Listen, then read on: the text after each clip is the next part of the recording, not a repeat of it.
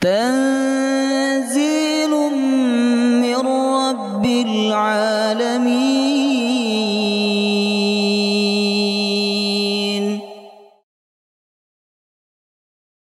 يا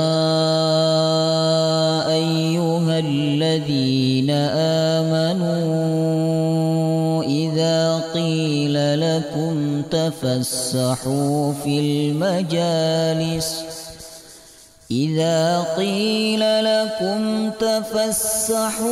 في المجالس فافسحوا يفسح الله لكم وإذا قيل انشزوا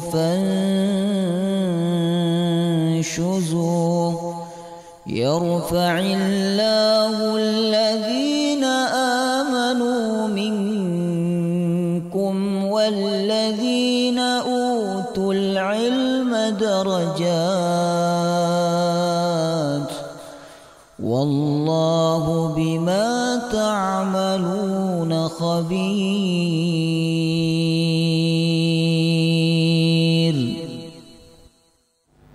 الحمد لله رب العالمين نحمده ونستعينه ونستغفره ونعوذ بالله من شرور أنفسنا ومن سيئات أعمالنا من يهده الله فلا مضل له ومن يضلل فلا هادي له أشهد أن لا إله إلا الله وحده لا شريك له وأشهد أن محمدا عبده ورسوله لا نبي ولا رسول بعده. اللهم صل وسلم على نبينا محمد وعلى آله وصحبه أجمعين. اللهم إنا نسألك علما نافعا ورزقا طيبا وعملا متقبلا آمين يا رب العالمين. Alhamdulillah, Allah subhanahu wa ta'ala masih memberikan nikmat kepada kita semua, baik nikmat jasmani, lebih-lebih nikmat rohani. Oleh karena itu kita wajib untuk selalu bersyukur kepada Allah subhanahu wa ta'ala. Salah satu nikmat yang wajib untuk kita syukuri yaitu nikmat Al-Quran, sebab Al-Quran ini merupakan nikmat yang paling agung di antara nikmat-nikmat yang lain. Semoga kita semua mendapatkan keberkahan dan syafaat Al-Quran. Amin ya rabbal alamin. Baik, sekarang kita masuk ayat berapa? 221. Ini tentang cinta yang terlarang. Kayak judul film ya. Cinta terlarang ini. Maksudnya pernikahan yang dilarang oleh syariat. Ya. Kita baca dulu ayatnya. A'udzu billahi minasy syaithanir rajim. A'udzu billahi minasy syaithanir rajim. Wala tankihul musyrikati hatta yu'min.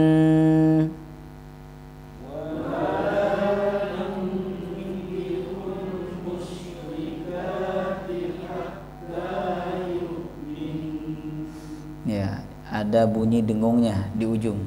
Yu'min, dengungnya hanya satu alif. Yu'min, jangan terlalu panjang. Yu'min, ini kurang tepat. Sama-sama. Wala tankihul musyrikati hatta yu'min. Wala amatum mu'minatun khairum min musyrikatin walau a'jabatkum.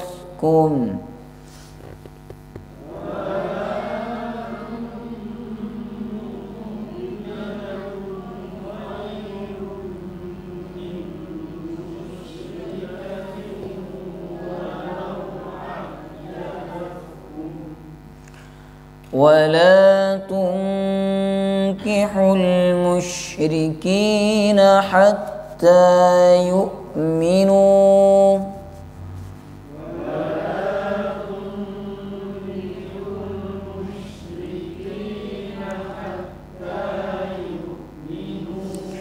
Nah, hati-hati jangan sampai harokatnya ketukar ya. Yang pertama wala tankihu, awal ayat wala tankihu. Yang kedua wala tunkihu. Kalau tankihu menikah, kalau tunkihu menikahkan, beda ya. Hati-hati, kalau yang pertama wala tankihu, yang kedua wala tunkihu. Penghafal Al-Quran yang tidak paham maknanya biasanya ketuker ya, ketuker antara tankihu atau tunkihu ya. Makanya menghafal Quran itu Bapak Ibu yang paling baik adalah panjenengan paham maknanya, itu cepat menghafal ya, satu kali duduk bisa satu halaman kalau paham maknanya ya. Karena ayat-ayat Quran ini banyak diulang-ulang kata-katanya ya.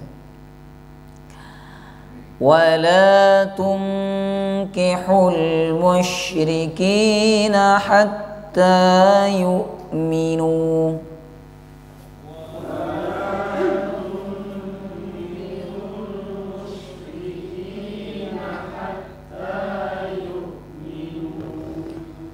وَلَعَبْدٌ مُؤْمِنٌ خَيْرٌ مِّن مُّشْرِكٍ وَلَوْ أَعْجَبَكُمْ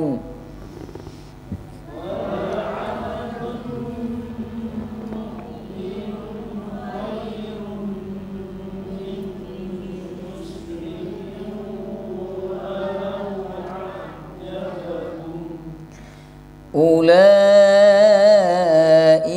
يدعون إلى النار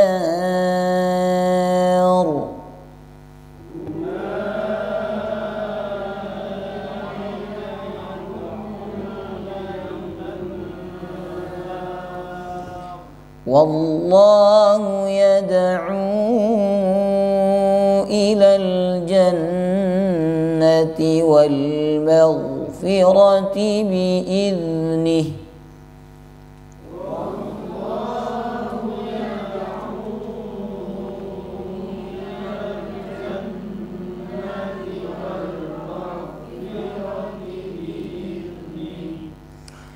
ويبين آياته للناس لعلهم يتذكرون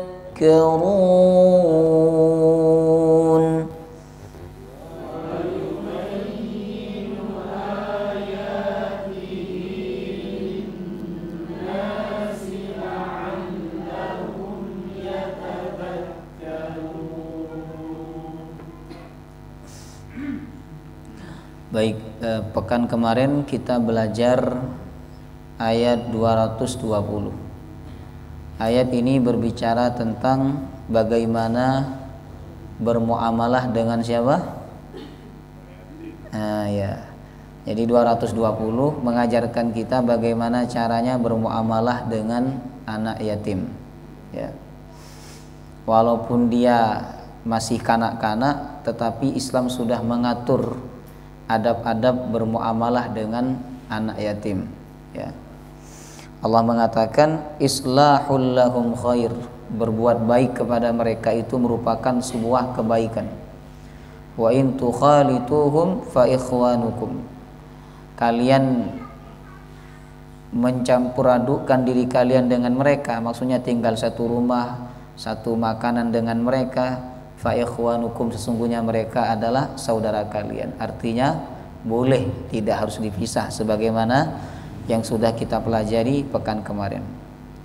Kemudian ayat 221 Bapak Ibu, ini berbicara tentang larangan menikahi orang kafir. Jadi kalau laki-laki larangan menikahi wanita yang kafir. Sedangkan perempuan larangan bagi orang tuanya menikahkan anak perempuannya dengan laki-laki kafir, ya. Makanya tadi di awal saya bilang bahwa ayat ini berkenaan dengan cinta terlarang. Ya, mencintai orang kafir lalu pengen menikah dengan orang kafir itu dilarang oleh syariat. Allah Subhanahu wa taala mengatakan wala tankihul musyrikati hatta yu'min, dan janganlah kalian wahai laki-laki menikahi al-musyrikat, wanita-wanita musyrik, hatta yu'min, sampai kapan? Bukan sampai kiamat, tapi sampai mereka beriman. Kalau mereka sudah beriman, maka kalian boleh menikahi mereka. Ayat ini ada sebab turunnya. Jadi disebutkan dalam tafsir Al-Baghawi, ya, ada seorang sahabat namanya Ibnu Abi Marthad Al-Ghanawi, ya. Dia datang kepada Rasulullah meminta izin untuk menikahi seorang wanita Quraisy yang miskin, tapi apa? Nah, itu pasti itu tapinya. Ya, tapi cantik, jemaah rahimakumullah, ya. Namun wanita itu masih beragama musyrik, ya. Sebenarnya sahabat ini sudah mencintai wanita itu sebelum dia masuk Islam dan sebelum dia menjadi seorang muslim. Nah, dan cinta itu masih melekat ketika dia sudah masuk Islam. Namun wanita yang dia cintai tidak masuk Islam, jemaah rahimakumullah, ya. Wanita itu memang miskin tapi wajahnya menawan, wajahnya cantik. Laki-laki mana yang tidak suka kepada wanita cantik? Semua laki-laki itu senang kepada wanita yang cantik, ya. Termasuk sahabat ini, makanya dia minta izin kepada Rasulullah untuk menikahi wanita tersebut. Lalu kemudian Rasulullah SAW melarang sahabat tersebut untuk menikahi wanita yang dia cintai karena wanita itu masih belum Islam, masih belum mukminah. Lalu Allah menurunkan ayat ini, wala tankihul musyrikati hatta yu'min. Janganlah kalian menikahi wanita-wanita musyrik sampai mereka beriman. Nah, itulah sebab turunnya ayat 221, Bapak Ibu. Sekarang kita masuk kepada tafsirnya. Wala tankihu, dan janganlah kalian menikahi. Tankihu dari kata nikah. Nikah bahasa Arab yang sudah menjadi bahasa Indonesia. Walaupun bahasa kita ini ada dua istilah yang sering dipakai, nikah sama kawin. Apa bedanya itu? Karena ketika akad nikah itu dua yang disebut, saya nikahkan dan saya kawinkan engkau. Maksudnya apa itu? Kok masih menyebut kawin? Padahal nikah sudah cukup sebenarnya. Ya, dalam bahasa Arab namanya akad nikah, nggak ada akad kawin. Jemaah rahimakumullah. Ya. Jadi tangkihu ini berasal dari kata nikah, ya. Nikah kata ulama secara bahasa ad-dhammu wal jam'u, berkumpul atau bergabung atau bersatu. Yang awalnya tidak bersatu, yang awalnya tidak bisa berkumpul, dengan pernikahan menjadi bisa berkumpul. Yang awalnya tidak boleh bersentuhan, dengan pernikahan menjadi boleh bersentuhan. Jadi tujuan nikah itu adalah untuk berkumpul. Makanya orang kalau sudah nikah kok tidak berkumpul, ya, jauh dengan istrinya atau berpisah dengan istrinya, itu bukan tujuan atau belum sampai kepada tujuan nikah, jemaah rahimakumullah, ya. Dan nikah ini termasuk dari sekian banyak tanda kebesaran Allah, ya.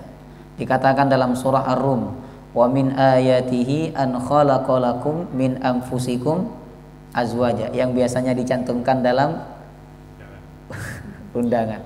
Kalau terjemahannya betul nopo. Tapi kalau ayatnya saya saya sarankan janganlah, karena ayat Quran ini mulia. Jazakumullah. Nanti undangan itu mesti dibuang ke tong sampah, ya nggak mungkin disimpan.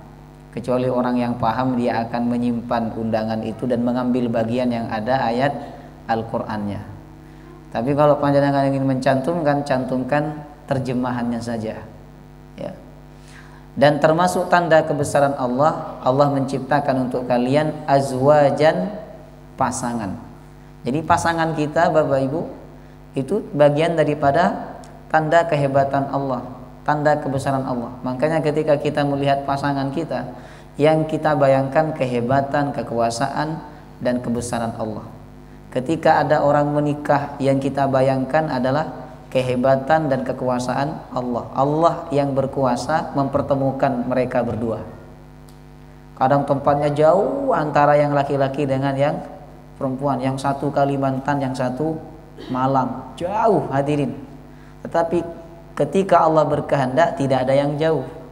Ketika Allah berkehendak, tidak ada yang sulit, maka Allah pertemukan. Caranya bagaimana? Berbagai macam cara. Bisa melalui media sosial, bisa ada acara kemudian ketemu satu kali lalu saling cinta. Itu cara Allah mempertemukan. Jadi urusan jodoh ini bagian daripada tanda kebesaran Allah. Walaupun dekat, kalau Allah tidak berkehendak, tidak akan dapat bersatu.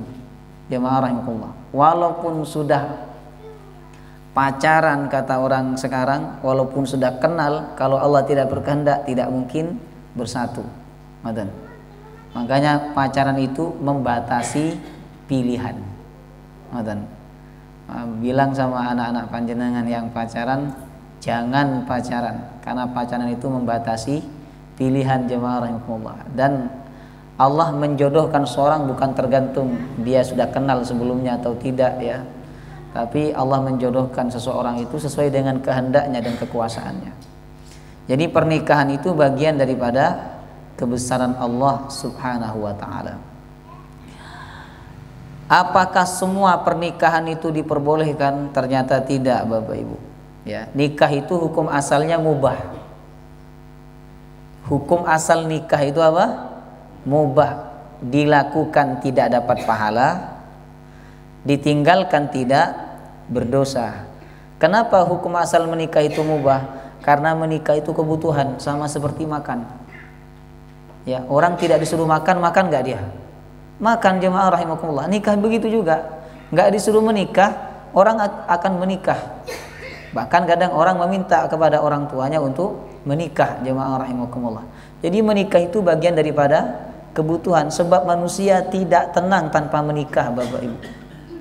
Mana ada laki-laki tenang kalau nggak punya istri? Tidak ada, jemaah rahimakumullah. Nabi Adam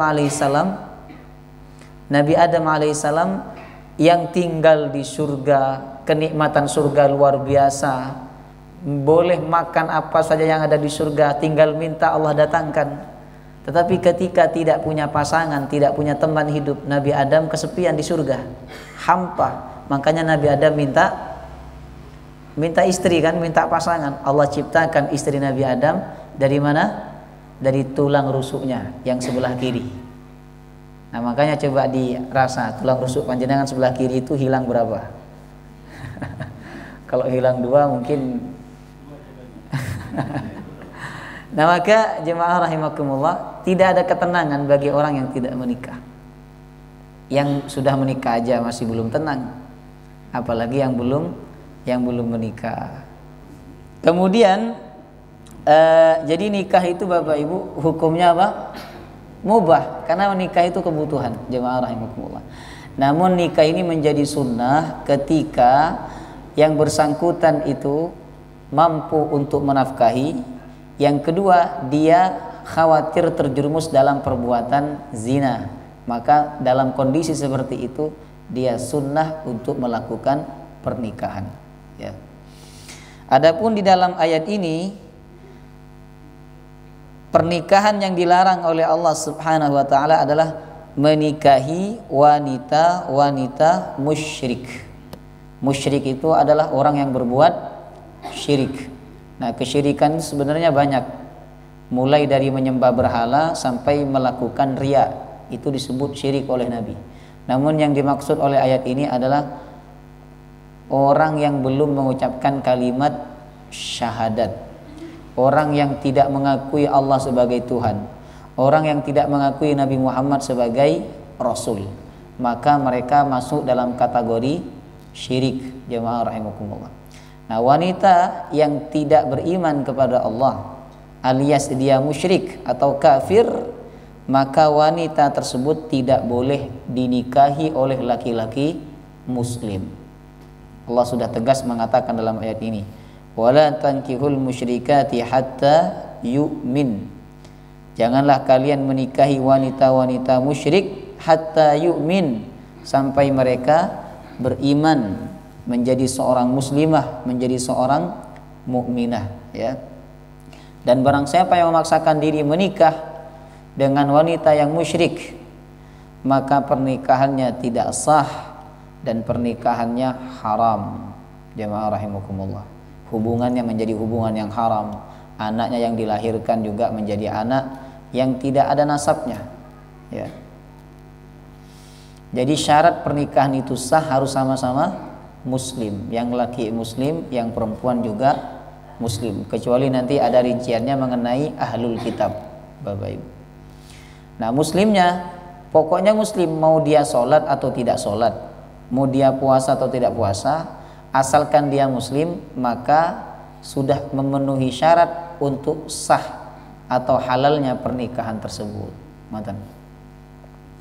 Kemudian wala amatum mu'minatun khairum min musyrikatin walau a'jabatkum. Budak perempuan yang beriman itu lebih baik daripada perempuan yang musyrik, walaupun perempuan yang musyrik itu membuat kalian kagum atau membuat kalian terpesona.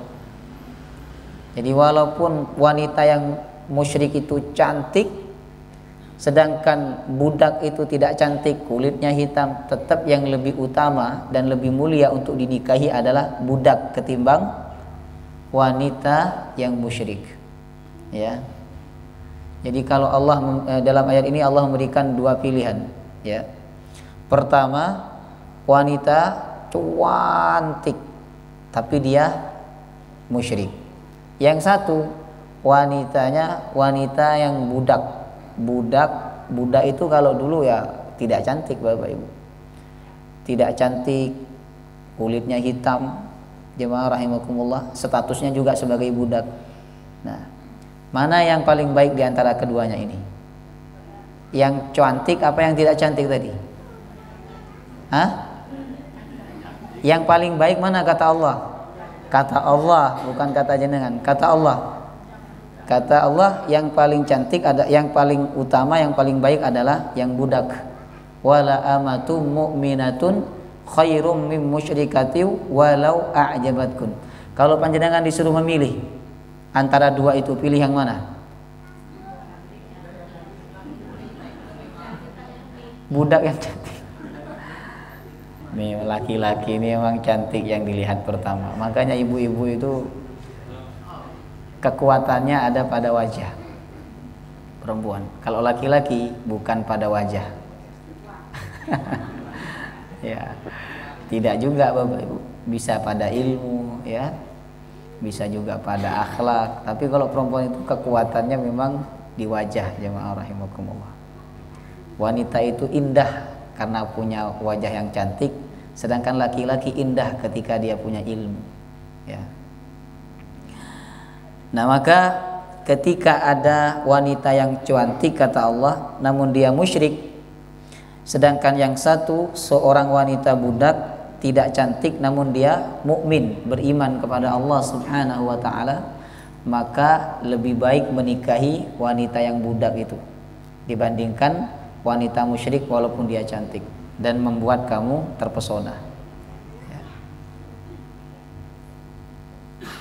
Kemudian wala tunkihul musyrikina hatta yu'minu.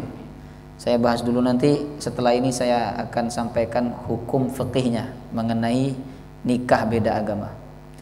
Wala tunkihul musyrikina hatta yu'minu, dan janganlah kalian menikahkan putri-putri kalian al musyrikina dengan laki-laki musyrik, hatta yu'minu, sampai mereka laki-laki itu menjadi orang yang beriman. Berarti bagian yang kedua ini ditujukan kepada siapa? Kepada walinya, kepada orang tuanya. Jemaah rahimakumullah. Karena itu Allah menggunakan kalimat dhammah, wala tunkihu, kalimat yang berharakat dhammah. Kalau yang pertama tadi berharakat fathah, menunjuk kepada laki-laki itu sendiri yang mau menikah. Sedangkan yang kedua menunjuk kepada walinya atau orang tuanya. Demikian pula wanita-wanita kalian, anak-anak gadis kalian, kata Allah, atau anak-anak perempuan kalian, janganlah kalian nikahkan dengan laki-laki yang musyrik, walaupun laki-laki yang musyrik itu tampan kuwaya. Ya. Kemudian Allah melanjutkan, wala 'abdun mu'minun khairum min musyrikin walau a'jabakum. Hamba sahaya yang beriman, maksudnya budak laki-laki yang beriman, itu lebih baik daripada laki-laki yang musyrik, walaupun laki-laki yang musyrik itu membuat kalian terkagum-kagum, wahai para wali, wahai para orang tua.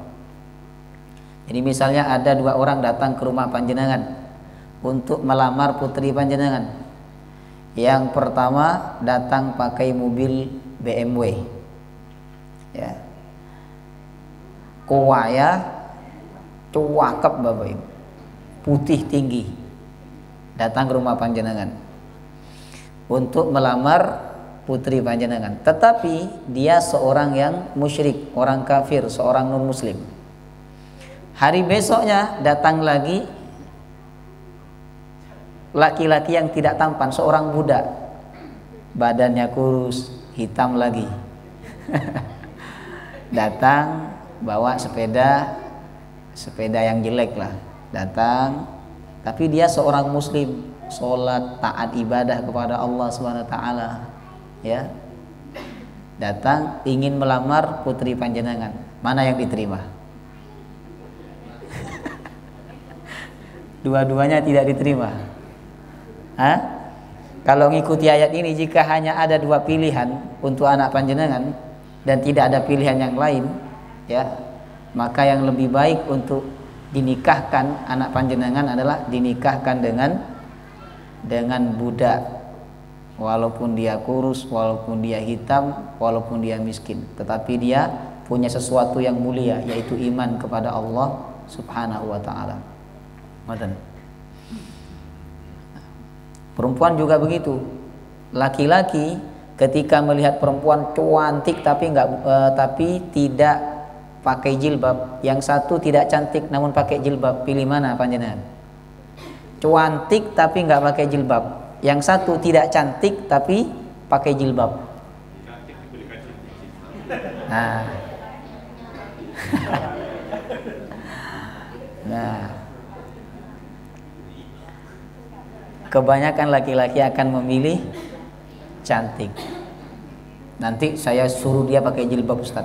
Kenapa kamu pilih cantik? Yang cantik kan dia tidak pakai jilbab, tidak menutup aurat. Nanti saya berdakwah kepada dia, langsung jadi pendai. Ya, mendadak jadi pendai. Padahal selama hidup 20 tahun dia nggak pernah berdakwah.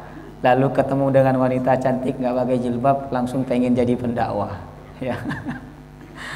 Nah, maka pilihlah yang imannya baik, yang imannya bagus, ya, yang beriman kepada Allah, dan jangan menikahkan anak perempuan dengan laki-laki yang tidak beriman kepada Allah, walaupun laki-laki itu menakjubkan, mempesona karena ketampanannya atau kekayaannya.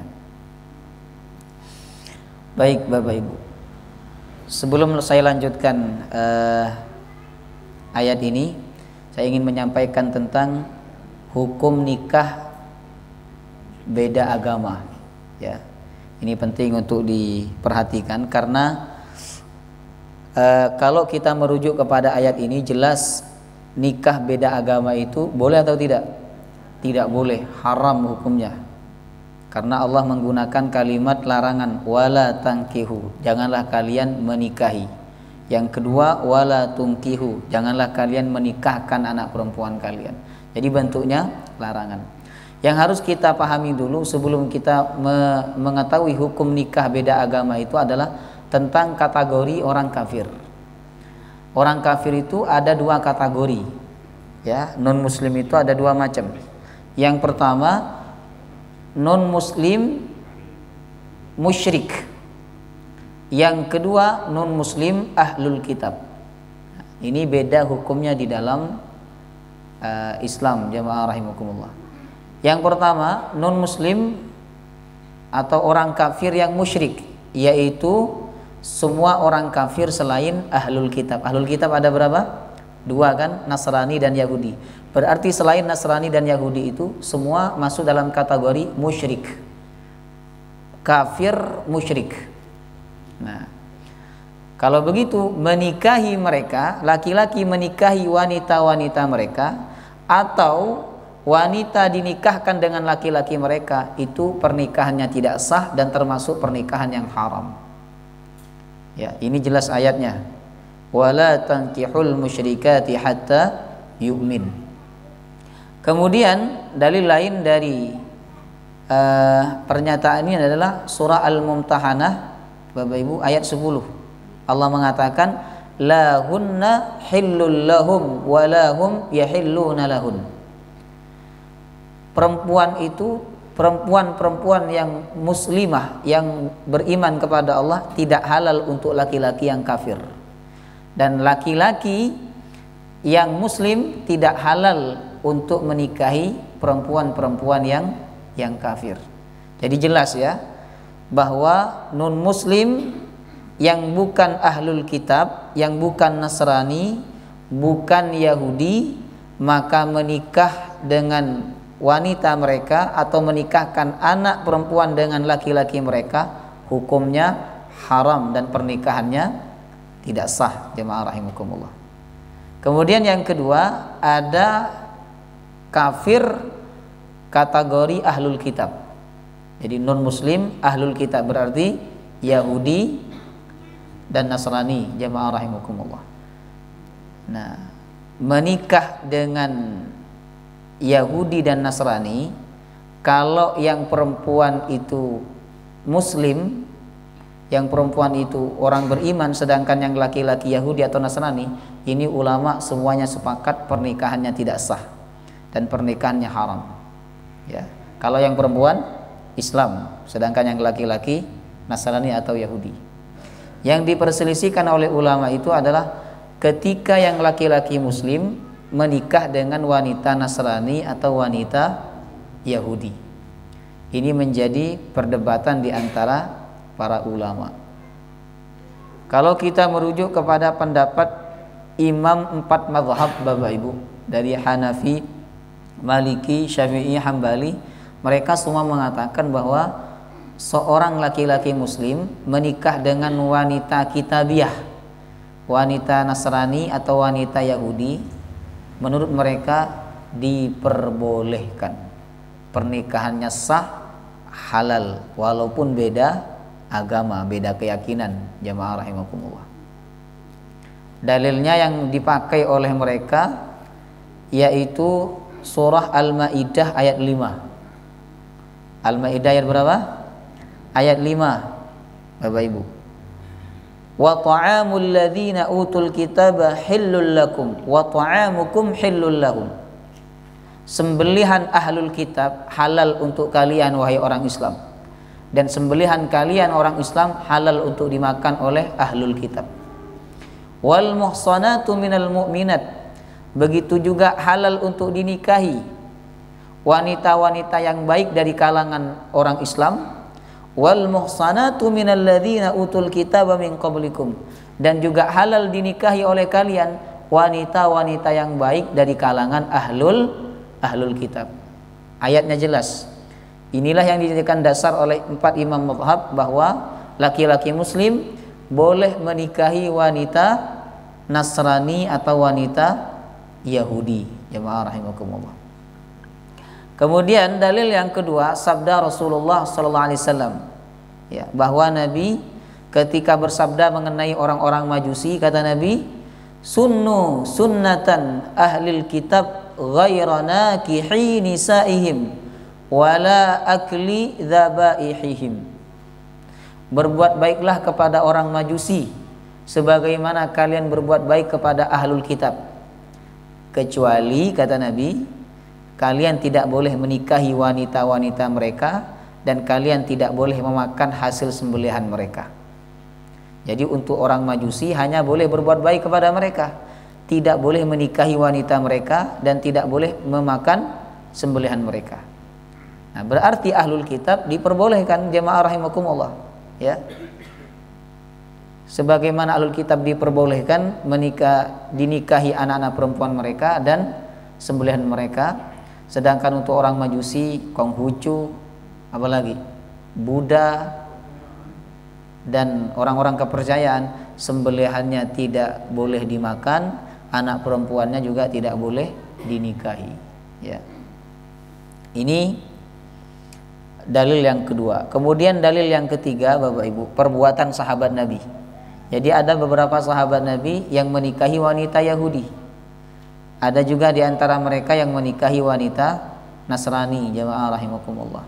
Itu 3 dalil yang dijadikan dasar oleh 4 imam mazhab bahwa menikahi seorang muslim menikahi wanita Nasrani atau wanita Yahudi diperbolehkan.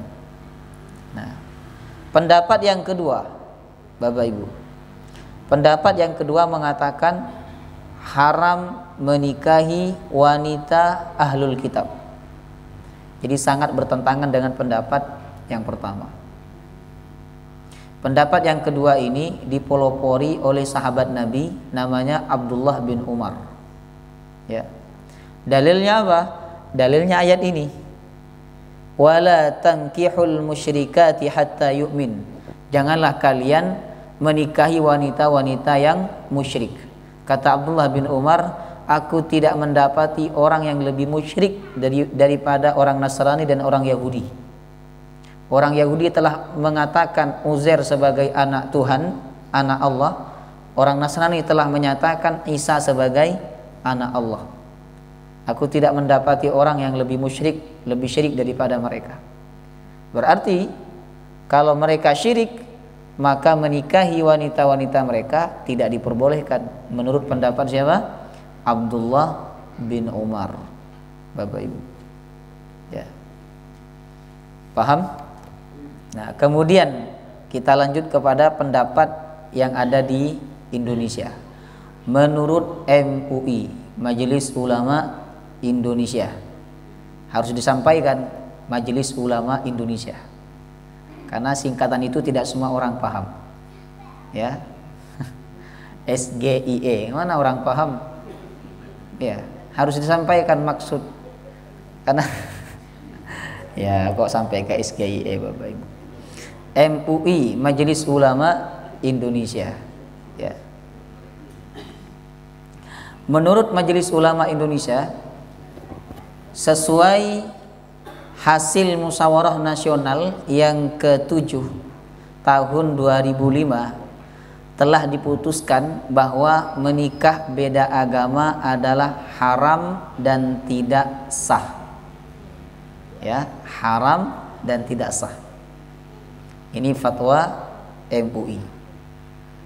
Kemudian menurut undang-undang di negara kita nomor 1 tahun 1974 tentang perkawinan, pasal 2 ayat 1 dinyatakan perkawinan adalah sah apabila dilakukan menurut hukum masing-masing agamanya dan kepercayaannya. Ini artinya negara kita tidak mewadahi dan tidak mengakui perkawinan beda agama, meskipun pengantin laki-laki beragama Islam, yang perempuan beragama Nasrani, tetap tidak diakui dan tidak diberikan izin menikah, tidak akan dikeluarkan surat nikahnya, jemaah rahimakumullah. Kemudian yang kelima, Majelis Tarjih Muhammadiyah. Tarjih artinya mengunggulkan, jadi berbagai macam pendapat, kemudian Muhammadiyah mengambil pendapat yang paling unggul menurut ijtihad mereka. Ya. Majelis tarjih mengambil posisi untuk mengharamkan Bapak Ibu, mengharamkan pernikahan beda agama, walaupun yang laki-laki Muslim, yang perempuan ahlul kitab, haram dalam fatwa tarjih Muhammadiyah. Jamaah rahimakumullah. Kemudian fatwa Nahdlatul Ulama, ini ormas yang paling besar ya. Jadi ada dua ormas besar di Indonesia, Muhammadiyah sama Nahdlatul Ulama.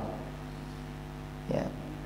Mereka dalam muktamar yang ke-28 tahun 1989 di Pondok Pesantren Al-Munawwir, Kerapia, Yogyakarta, para ulama NU menetapkan bahwa pernikahan antar umat berbeda agama adalah tidak sah. Pernikahannya tidak sah, jemaah rahimakumullah. Jadi kalau kita mengikuti pendapat ulama-ulama di negara kita, semua pendapatnya mengatakan tidak sah dan pernikahan itu pernikahan yang haram. Ya.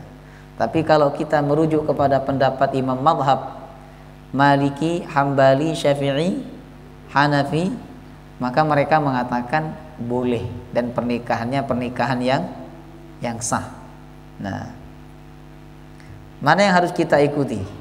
Ulama dulu atau ulama sekarang? Hah? Yang harus kita ikuti. Baik Bapak Ibu jamaah rahimakumullah, saya yakin ulama kita ini menfatwakan tidak sah pernikahan beda agama walaupun dengan ahlul kitab ya. Itu pasti mereka memandang dengan pandangan usul fiqih. Dalam usul fiqih itu ada kaidah namanya sadduz zari'ah. Sadduz zari'ah artinya mencegah kemudaratan, mencegah keburukan yang terjadi. Jadi antara kemaslahatan dengan keburukannya, lebih banyak keburukannya. Ya, ketika seorang laki-laki muslim menikah dengan wanita ahlul kitab, Nasrani atau Yahudi, itu lebih banyak mudaratnya jemaah rahimakumullah. Betapa banyak laki-laki yang awalnya muslim menjadi Nasrani gara-gara dia mencintai pasangannya dan menikah dengan pasangannya itu. Ya. Jadi lebih banyak mudaratnya. Dalam kaidah usul fiqih, darul mafasid muqaddamun ala jalbil masalih. Menolak kerusakan itu lebih didahulukan dibandingkan menjalankan sebuah kebolehan. Jadi harus didahulukan menolak kerusakan, jemaah rahimakumullah. Bayangkan kalau ada seorang laki-laki muslim menikah dengan wanita Nasrani, yang laki-laki ke masjid, yang Nasrani ke gereja. Ini kan ada banyak ketidaksamaan dalam rumah tangga itu Bapak Ibu. Ya. Yang satu menyebut Allah, yang satu menyebut Allah, ya. Yang satu mengakui Isa sebagai Rasul, sebagai Nabi, yang satu mengakui Isa sebagai anak Tuhan. Yang satu meyakini Muhammad sebagai Rasul, yang satu tidak meyakini Muhammad sebagai Rasul. Jadi banyak sekali perbedaannya ketika orang menikah beda agama. Karena itu fatwa MUI, undang-undang kita di Indonesia, tarjih Muhammadiyah, fatwa NU mengatakan tidak sah nikah dengan beda agama. Ya. Kemudian Allah menyatakan di ayat berikutnya, ulaika yad'una ilan nar, mereka akan mengajak kalian menuju neraka. Kalau kalian laki-laki menikahi wanita musyrik, maka wanita itu akan mengajak kalian untuk masuk neraka. Maksudnya untuk pindah ke agama mereka. Kalau kalian wahai orang tua menikahkan anak perempuan kalian dengan laki-laki musyrik, maka laki-laki itu berkuasa, lalu kemudian laki-laki itu akan mengajak anak perempuan kalian untuk menjadi musyrik juga, untuk menjadi kafir juga. Berarti mereka mengajak kalian kepada neraka. Wallahu yad'u ilal jannati wal maghfirati bi'idznih. Sedangkan Allah mengajak kalian menuju surga dan ampunannya, ya. Jadi kalau kalian dihadapkan dua pilihan, satu wanita yang cantik tapi dia musyrik, yang satu wanita budak tidak cantik tapi dia muslim. Nah, kalau kalian memilih wanita yang cantik tapi musyrik, sesungguhnya kalian telah digiring masuk neraka. Tetapi ketika kalian memilih wanita budak, walaupun dia tidak cantik tetapi dia muslimah, mukminah, sesungguhnya kalian telah digiring untuk mendapatkan ampunan dan surga Allah Subhanahu wa taala. Jadi kalau kalian menikahi wanita yang musyrik, kalian dapat neraka. Sedangkan kalau kalian menikahi wanita yang mukminah, walaupun dia budak, tidak cantik, kalian akan dapat ampunan dan surga Allah Subhanahu wa taala. Wa yubayyinu ayatihi lin-nasi la'allahum yatadhakkarun. Dan Allah menjelaskan ayat-ayatnya kepada manusia, la'allahum yatadhakkarun, agar mereka yatadhakkarun, mengambil pelajaran. Allah sudah menjelaskan yang halal jelas, yang haram jelas, jemaah rahimakumullah. Wallahu taala a'lam bissawab. Ada pertanyaan? Monggo. Apakah ahlul kitab yang sekarang sama dengan ahlul kitab di zaman Nabi? Nah, ini juga menjadi polemik Bapak Ibu. Ya. Ada yang mengatakan sama. Di zaman Nabi ahlul kitab itu dikatakan kafir, sebagaimana surah Al-Bayyinah, innal ladzina kafaru min ahlil kitabi wal musyrikina munfakkina hatta ta'tiyahumul bayyinah. Sesungguhnya orang-orang kafir dari kalangan ahlul kitab dan kalangan orang-orang musyrik. Ya. Jadi di zaman Nabi mereka dikatakan kafir. Mereka dikatakan juga sebagai orang yang merubah kitab Taurat, kitab Injil, jemaah rahimakumullah. Ya. Maka di zaman sekarang pun tidak ada bedanya ahlul kitab zaman sekarang dengan zaman Nabi SAW. Ini pendapat yang pertama. Pendapat yang kedua mengatakan beda. Ahlul kitab zaman sekarang dengan zaman dahulu itu beda. Ya. Yang dulu kitabnya masih orisinil, walaupun ada sedikit yang dirubah oleh mereka.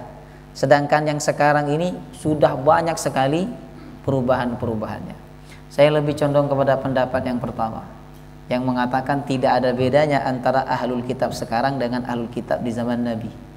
Ya, sembelihannya sama-sama boleh dimakan, anak perempuannya boleh dinikahi oleh laki-laki Muslim menurut pendapat imam 4 mazhab. Tapi pendapat ulama kita di Indonesia mengatakan tidak boleh karena banyak sekali mudaratnya, Bapak Ibu. Jadi kalau ada dua pendapat, yang satu mengatakan boleh, yang satu mengatakan tidak boleh, itu yang paling aman ikut pendapat yang mengatakan tidak boleh, jemaah rahimakumullah. Ya. Jadi sama saja antara ahlul kitab zaman sekarang dengan zaman Nabi Sallallahu Alaihi Wasallam. Mereka sama-sama kafir, kemudian sama-sama merubah Alkitab. Ya. Insya Allah pekan depan kita akan ngaji tentang hukum seputar wanita, ya, yaitu tentang haid dan tentang kewajiban wanita melayani suaminya. Ini walaupun tentang wanita, bapak-bapak tetap hadir nggih. Itu pelajaran wanita, Ustaz. Biar ibu-ibu aja yang hadir. Wajib hadir karena yang wajib mengajari seorang istri itu sebenarnya suami.